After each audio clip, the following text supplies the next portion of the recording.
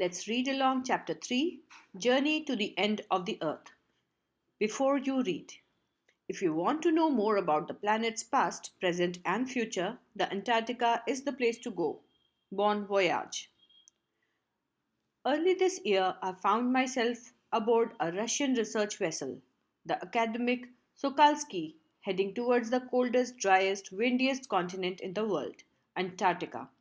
My journey began 1309 degrees north of the equator in Madras and involved crossing 9 time zones, 6 checkpoints, 3 bodies of water, and at least as many ecospheres.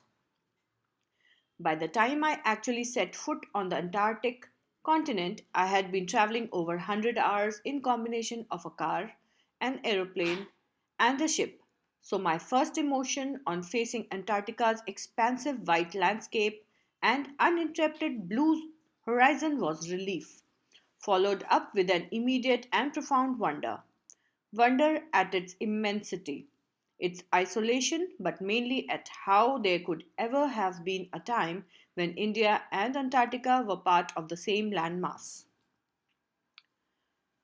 Part of history. 650 million years ago, a giant amalgamated southern supercontinent, Gondwana, did indeed exist, centered roughly around the present day Antarctica.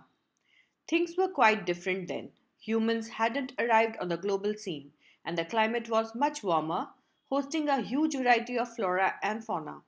For 500 million years, Gondwana thrived, but around the time when the dinosaurs were wiped out and the age of the mammals got underway, the landmass was forced to separate into countries, shaping the globe much as we know it today. To visit Antarctica now is to be a part of that history, to get a grasp of where we have come from and where we could possibly be heading. It's to understand the significance of Cordilleran folds and pre-Cambrian granite shields, ozone and carbon, evolution and extinction. When you think about all that can happen in a million years, it can get pretty mind boggling. Imagine India pushing northwards, jamming against Asia to buckle its crust and form the Himalayas. South America drifting off to join North America, opening up the Drake Passage to create a cold circumpolar current, keeping Antarctica frigid, desolate, and at the bottom of the world. For a sun worshipping South Indian like myself, 2 weeks in a place where 90% of the Earth's total ice volumes are stored in a chilling prospect, not just for circulatory and metabolic functions, but also for the imagination. It's like walking into a giant ping pong ball. Any human markers, no trees, billboards, buildings. You lose all earthly sense of perspective and time here. The visual scale ranges from the microscopic to the mighty, midges and mites to blue whales and icebergs, as big as countries. The largest recorded was the size of Belgium. Days go on and on in several 24-hour austral summer light, and a ubiquitous silence, interrupted only by the occasional avalanche or calving ice sheet, consecrates the place. It's an immersion that will force you to place yourself in the context of the Earth's geological history.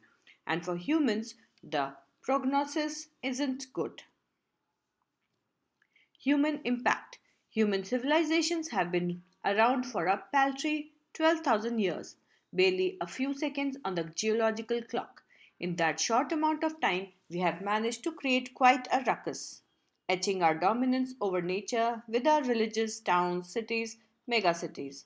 The rapid increase of human populations has left us battling with other species for limited resources, and the unmitigated burning of fossil fuels has now created a blanket of carbon dioxide around the world, which is slowly but surely increasing the average global temperature. Climate change is one of the most hotly contested environmental debates of our time. Will the West Antarctic ice sheet melt entirely? Will the Gulf Stream ocean current be disrupted? Will it be the end of the world as we know it? Maybe, maybe not. Either way, Antarctica is a crucial element in this debate, not just because it's the only place in the world which has never sustained a human population and therefore remains relatively pristine in this respect, but more importantly because it holds in its ice cores half million years old carbon records trapped in its layer of ice. If we want to study and examine the Earth's past, present, and future, Antarctica is the place to go. Students on ICE, the program I was working with on the Shokalski, aims to do exactly this by taking high school students to the ends of the world and providing them with inspiring educational opportunities, which will help them foster a new understanding and respect for our planet. It's been in operation for 6 years now, headed by Canadian Geoff Green, who got tired of carting celebrities and retired rich curiosity seekers who could only give back in a limited way. With students on ICE, he offers the future generation of policymakers a life changing experience at an age when they are ready to absorb, learn, and most importantly, act.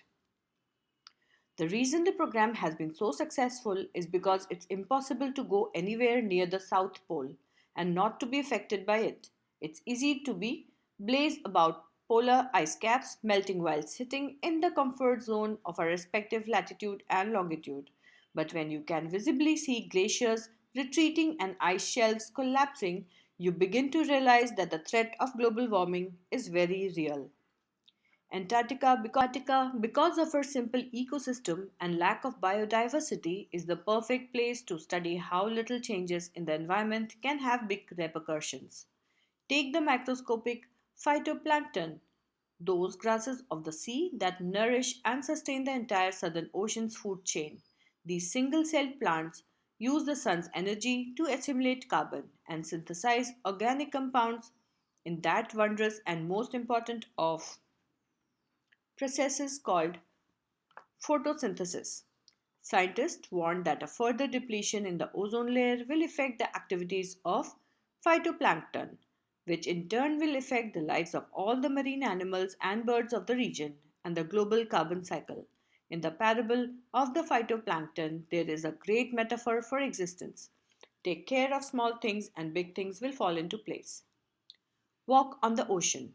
My Antarctic experience was full of such epiphanies, but the best occurred just short of Antarctic Circle at 65.55 degrees south. The Shokalski had managed to wedge herself into a thick white stretch of ice between the peninsula and Tadpole Island, which was preventing us from going any further. The captain decided we were going to turn around and head back north. But before we did, we were all instructed to climb down the gangplank and walk on the ocean. So there we were, all 52 of us, knitted out in Gore-Tex and glares, walking on a stark whiteness that seemed to spread out forever. Underneath our feet was a meter thick ice pack, and underneath that, 180 meters of living, breathing salt water. In the periphery, crab eater seals were stretching and sunning themselves on ice floes, much like stray dogs will do under the shade of a banyan tree.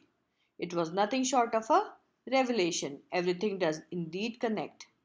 9 time zones, 6 checkpoints, 3 bodies of water, and many ecospheres later, I was still wondering about the beauty of balance in play on a planet. How would it be if Antarctica were to become the warm place that it once used to be?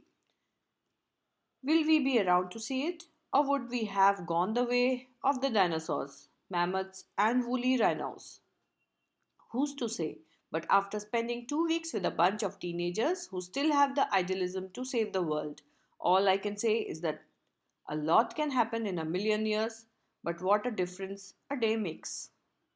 If you like this audio, do subscribe to my channel, recommend it to your friends, and come back again for more.